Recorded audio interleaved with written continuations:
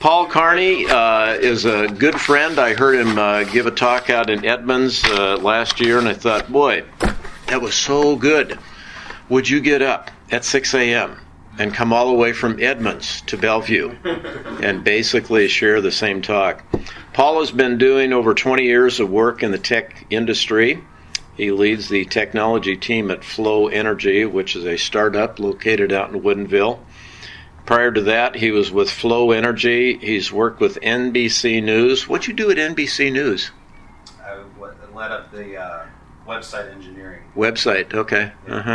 Xbox, was that fun? Yeah, Xbox Live, build Xbox Live. Yes, and InfoSpace. And recently graduated from Northwest University with a BA in Business Management. I've been trying to gently nudge Paul into going to India with me, so he's told me no twice, Paul. You've told me no 3 or 4 times, so you've got 3 more to go, Paul. Paul, come on up and share with us. Thanks for coming. Today I want to talk to you guys about the topic of excellence. And this is not going to be like a management principles talk. This is just a talk about what I think excellence is and how I've seen it play out in my life. And some of the stories I'll tell are from my personal life and some from work. To me, it's just all life. Like, I don't have a work life and a personal life. It all kind of blends together. And I find a lot that what I learn at work really applies at home, and what I learn at home applies other places. And so, anyway, yeah. So I'm just going to share some stuff. So my name is Paul Carney, and I am the VP of technology at a company called Flow Energy. I also run a little group of technology-minded people who volunteer their skills and services to nonprofits. And so we help small nonprofits who don't have a large staff or maybe a large budget in some of their technology needs. At Flow Energy, at my day job, we build these smart connected devices that work in heating and cooling systems of large campuses like universities, medical centers. And I think the best analogy, has everybody seen the movie Moneyball? So Moneyball is a story in 2002. The Oakland A's kind of disrupted the way that baseball recruiting was done. It used to be done a lot based on the scouts' kind of gut feel and who they thought would be good. And in 2002, the A's kind of turned that around, and they did it all data-driven. And so they did lots of data analysis to try to find the best players for the right positions.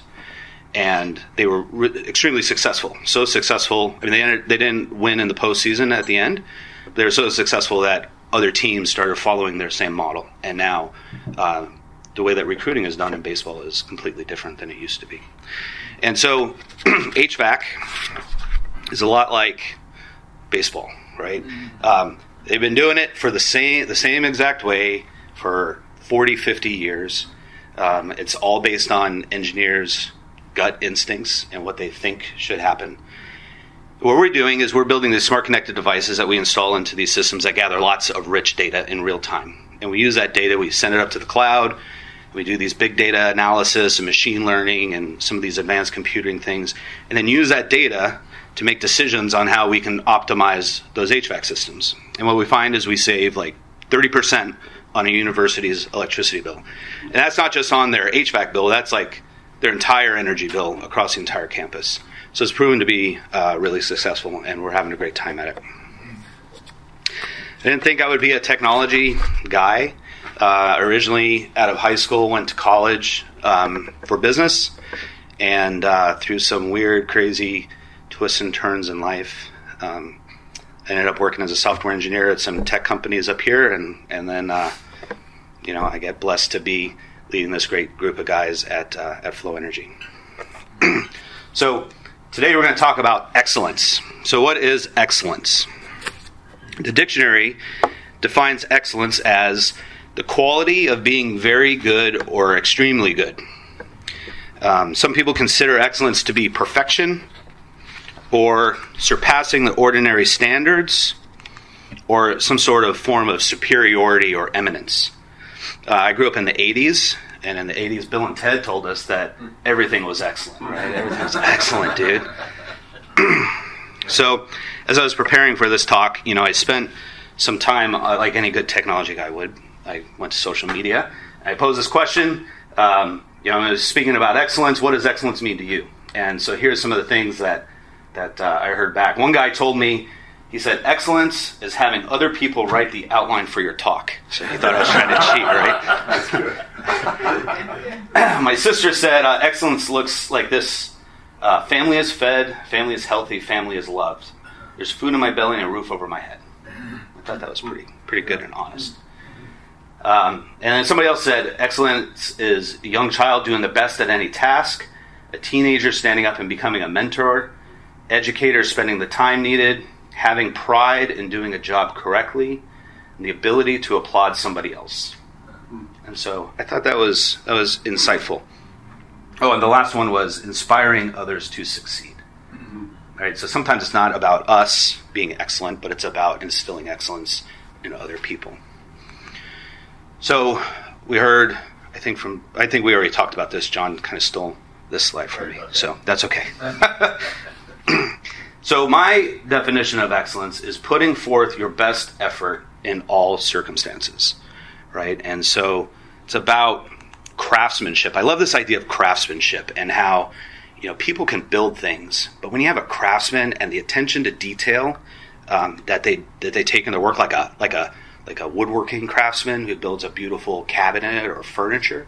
I love that concept of excellence as being part of craftsmanship. Excellence is also about taking pride in your work and also in your interactions with others. So it's not just about what you produce, but it's about how you interact with other people. As leaders, excellence involves creating an environment that encourages and motivates other people to put forth their best effort also in what they do. All of us look to a leader for motivation, whether it's your boss or maybe your board of directors or your wife. And so, in all those circumstances, we're responsible for making sure that we're putting forth our best efforts. And when everyone contributes to the best of their ability, that's when excellence, a culture of excellence, actually starts to emerge. These aren't the only things that really contribute to excellence, but they're the things that have helped me through my life and to this point in my career. So let's look at those. So the first one is what I call acting in peace. And this is perhaps, I believe, as I've thought through this over the last few weeks, the most important one. Horton Hears a Who said, a person's a person no matter how small. And in that story, it was talking about, even though this little flower that he had a whole colony of people that lived on it. And they were tiny and nobody could see them, but they were still important to Horton. And so the way that I characterize this is we should all treat other people like human beings. Now you're probably saying, of course, I treat other people like human beings. But let me explain. So you can approach another person in one of two ways. There's a book or a series of books written by the Arbinger Institute, Leadership and Self-Deception and the Art of Peace. They call it a heart at peace or a heart at war. And so when you approach another person with a heart of war, you characterize them as an object, and you tend to put them into a box. And we look at those people as a means of getting what we want out of it. And I think this is somewhat human nature of how we approach other people.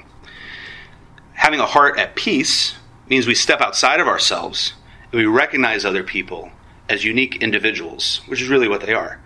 And they have wants and needs, and desires and dreams, and they have fears, self-doubt, just like us. And we approach our relationships from this perspective, from a heart at peace, and treating other people like actual individuals. We exist in a space that I believe allows every one of us to flourish and to achieve our pure potential. And I think that gives excellence. So I'll give you a quick example. Earlier this week, came home from work, and I thought I had already figured out in my head that I was going to work on final preparations for this morning's talk. So I spent some time at home, feeding the dog, getting everything squared away, everything put away, dishes are done, and now I can sit down and really work on this talk. And so about 15 minutes into it, my son calls out to me and he says, actually he texts me from across the house. But that's like another issue. So he says, I can't listen to music on my phone right now. Something's wrong. It's broken. And my first reaction, thankfully he didn't talk to me verbally because I could have my own reaction in private. My first reaction was, treat him like an object, right? He should be a compliant, respectful kid and leave me alone. Because I'm doing something that's important to me. I hadn't told him not to bother me, but I assumed that he was going to be this compliant son. And, can you imagine how that conversation would have went, right?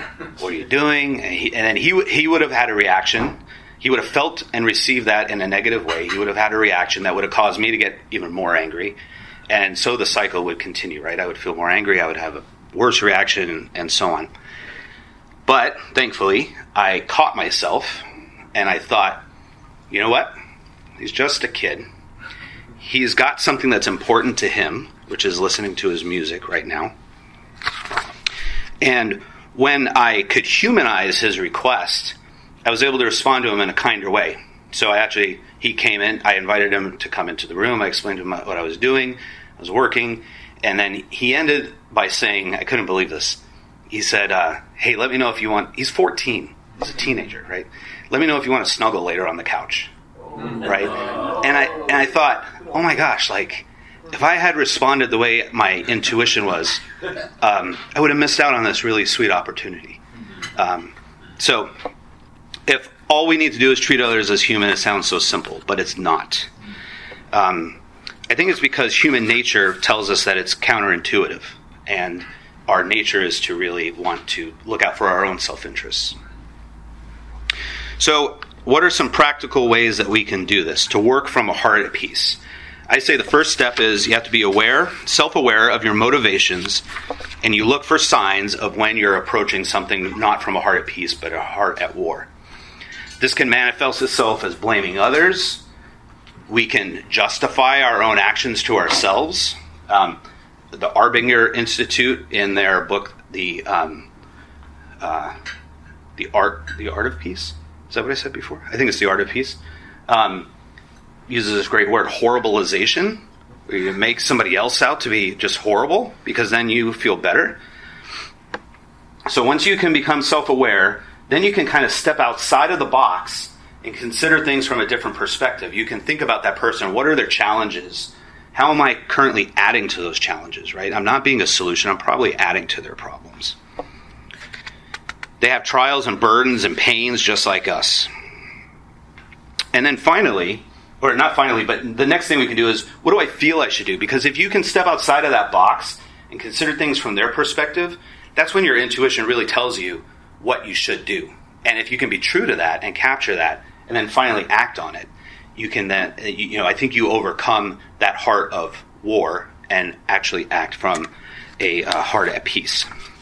So I'll share a quick story from my personal experience about how this, how implementing this concept resulted in a major change in a relationship in my life, and this is from my personal life. So my wife and I, we've been married for just about 11 years. You heard me say that I have a son who's 14. He was from my wife's prior marriage. We were both married before. And so if you're following along, that makes me his stepdad, but I consider him, my son. And being a stepdad is an interesting role because, especially in a new marriage, because you go from like having 0 kids to having, at that time, he was 2-year-old running around the house. And it was interesting, let's just say. It was an amazing blessing and incredibly challenging all at the same time. So something else comes along with having stepkids, right? And does anyone know what that is? It's the ex-husband, right? In this case, the ex-husband or the ex-spouse. And when it was 11 years ago, and so I guess I was about 34. No, I was younger than that, 32. And it was this territorial thing that happened to me because I was coming in and I was the man of the house, right? And like somehow I had won this competition, and I was going to take my seat on the throne over this family, and everything was going to be great. But at the same time, the ex-husband, I'm just going to call him the other guy. The other guy didn't think of it that way. He saw me as a threat right? That I was coming in to take over fatherhood over his son. And so, the battle begun. And it wasn't a battle like yelling and throwing, but it was more passive aggressive, if you know what I mean, right? Like we never really quite got along, and there was like a lot of heavy breathing and sighing when things would happen. And it went on for several years. And do you know who suffered the most out of that interaction between the other guy and myself? It was Cole, right, my son. And that made me really sad when I think back about it. So at one point, and I can't tell you what the event was or what the trigger was, but at one point I remember thinking specifically about the other guy, and I thought, guess he's really just a guy trying to get through life. And he probably has some fears about this new man in his son's life. He probably struggles with decisions. He's got bills to pay. He probably wakes up on the wrong side of the bed some days, just like me. Like, he probably is really a lot like me in the end. And so it started to change my perspective of him. And one day, Easter was coming, and I remember asking him, "Hey, what are you doing for Easter?" And he said nothing, because he has no family in the area. And this year was the year that Cole was with us, right? And so I said, "Hey, you should just come over for Easter dinner."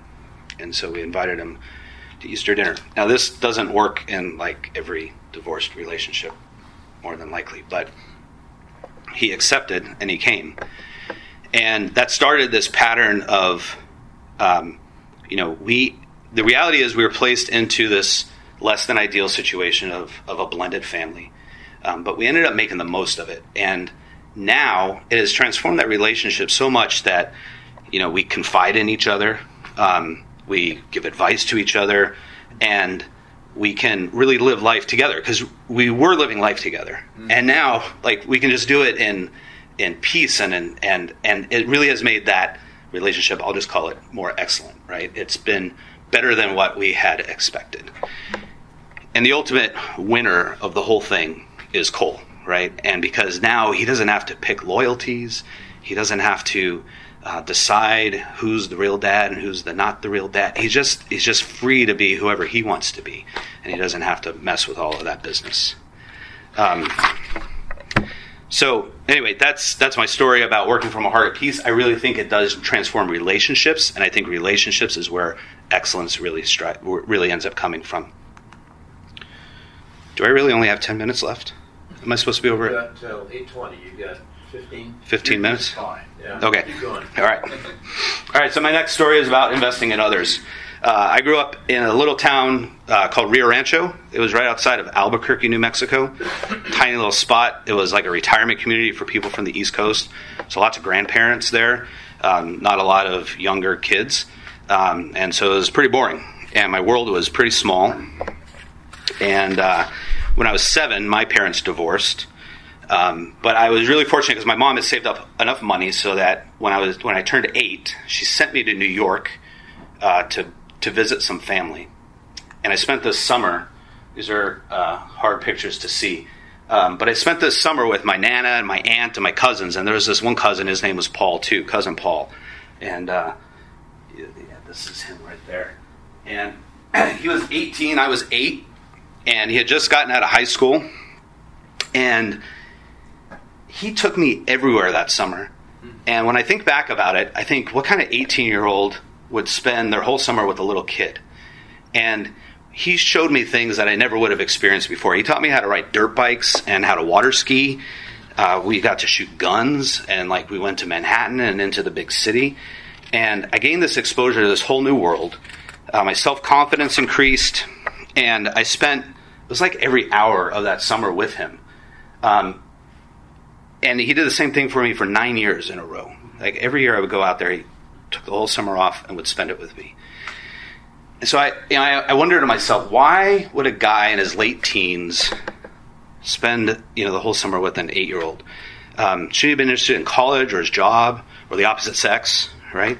Hanging out with his friends. But he invested his time into me over those summers, and it was really one of the most valuable investments in my whole life, my whole young life, growing up years.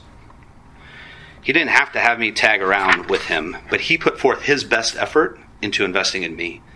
And anecdotally, we had lost contact for a little while, and I just talked to him about a month ago. And I said, hey, I got to tell you, like, that was the most meaningful thing to me when we were kids, when I was a kid. And he said, well, I think it was his uncle, I don't remember his name, he did the same thing to me when I was 8. And so it's this like paying it forward kind of thing, right? Where he did it to Paul did it to me, and now I'm really thinking like, gosh, it probably, I'm self-reflecting of who should I be investing in, who's young like that I can expose to a broader set of experiences and circumstances. So that was his example of excellence to me, was investing in me as a young child, putting his needs and wants aside for the benefit of me. One more story, I once had this employee who transferred over to our team. He was a really smart guy, but he was really introverted, really quiet, and he was kind of difficult to engage in conversation, but he was a really hard worker and very specialized. He worked in this one specific area and never ventured outside of it. I really thought he could be so much more valuable to the team if he would branch out, but he was always unwilling to. So over the next several months, I spent a lot of time with him, just one-on-one lunches or just kind of hanging out at the water cooler and talking. Sometimes those conversations would have very awkward silences, kind of strange, but we kind of pushed through that, and over time he began to loosen up. And I think as he started to trust that I was genuinely interested in him, he, as an individual, he began to transform. And then a few months later, we were starting this new big project, and it was really outside of his kind of expertise. And he came to me unsolicited and asked if he could participate in this new project. And he was really excited to get to branch out and to learn some new things and get some new experiences. And I was super excited. And I believe that because of my investing in that relationship, putting my time into that, it was something that he didn't have prior to joining our team. He was provided with an opportunity to do his very best. And so I learned the importance of investing in the excellence of others. And it goes two ways, because it's important that we invest in others, but it's also important that we find and have a mentorship relationship where somebody is investing in us. It's a two-way investment in other people's excellence. So my last point is on humility.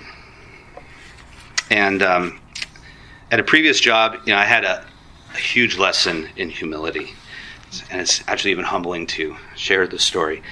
I had worked at this company for 7 years, and I had a lot of career growth while I was there.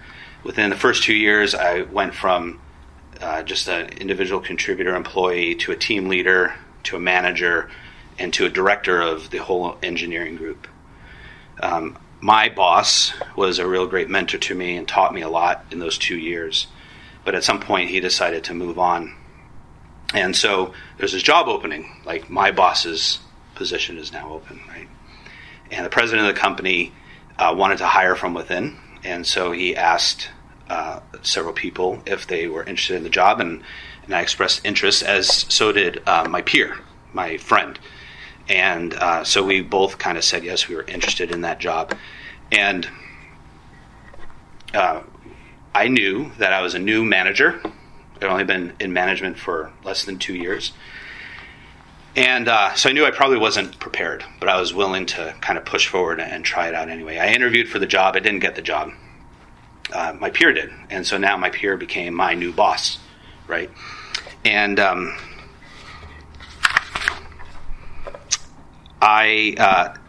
so she became my new boss, and I thought, that would be okay. But I think I was disappointed in the end. But what happened was our relationship started to sour over time. And over the next 4 months, it became really pretty bad. And it all kind of came to a head one evening. And when I look back and I think about why that relationship soured, maybe it was because of my own disappointment of not getting that job. I thought at the time that maybe she thought that I shouldn't have tried to compete with her in this place, right? And so I was trying to sort that out. But it came to a head one summer evening. I was at home. We were having a bunch of people come over to the house, and she called, and we talked for like an hour, and it got like really, it was ugly. It was not pretty. And it ends at the end of the conversation, she says, "I'm really doubting your leadership skills." And I said, and these are like quotes, I said, "Are you kidding me?" And it turned out like she wasn't. She really thought that I was not living up to her expectation. So a few days later, I get called into her office. Thought I was going to be fired, but something even worse happened, I think, at the time. She demoted me, right? So I was this director level over a large group of people reporting to her, and now she created this little position off to the side, kind of by myself, and she moved me into that position. To make it worse, like one of my direct reports got promoted into my old position, right? So now, I mean, it was so, it just did not feel good at all. It was a huge hit on my pride, and I was angry, and I was embarrassed, I hurt, and I felt betrayed. And so I started plotting my revenge, right? I thought, how am I going to sabotage her and make her look bad? And I actually thought if I could sabotage the guy who replaced me, I could make him look bad, it would make her look bad, and I would like win, right? And everything would go back to normal, and it would all be great. I knew if I could make him fail, I would win. There's something deep inside that was telling me that is not the right thing to do. And so, in spite of the circumstances, I really needed to put my best effort forward. I did take some time off to kind of release my anger and try to come back with a clean head and a fresh mind. And when I came back, I made a commitment to myself to make sure that my new boss, the woman over me, and the guy who replaced me, I was going to make them successful. That was my commitment to myself. To do everything in my power to make sure that they were successful. I worked harder in that role than I ever have to make other people successful. And I worked, to transition all the people in the project successfully. I tried and struggled to not speak ill about my new boss. That was probably the hardest thing, is to really watch my words and my language. But I humbled myself, and I really took it as an opportunity to learn and to grow. And I think everybody expected me just to move on, to find another job at a different company and just move on. But I persisted. And in the end, I'm really so glad that I did. I worked in that new role for 2.5 years. I learned a lot about myself, where I needed to grow to be a better manager and a better leader. And I learned ultimately that people respected me more for taking the high road than just for finding somewhere else to work. And my boss, the one who demoted me, at one point told me that I was a much bigger and different person than she thought I was. So in the end, I had earned her respect as well. Looking back at that event, it is really the one thing I think in my career that shook me the most to my core. It really made me question who I was, if I really had the chops to be in leadership. Maybe I was an imposter, or I was just a fraud. Maybe I shouldn't have moved up those ranks so quickly. But I know now, looking back in hindsight, that every event in life is an opportunity to learn and to grow. So for me, in this case, excellence was doing my best even when I didn't want to.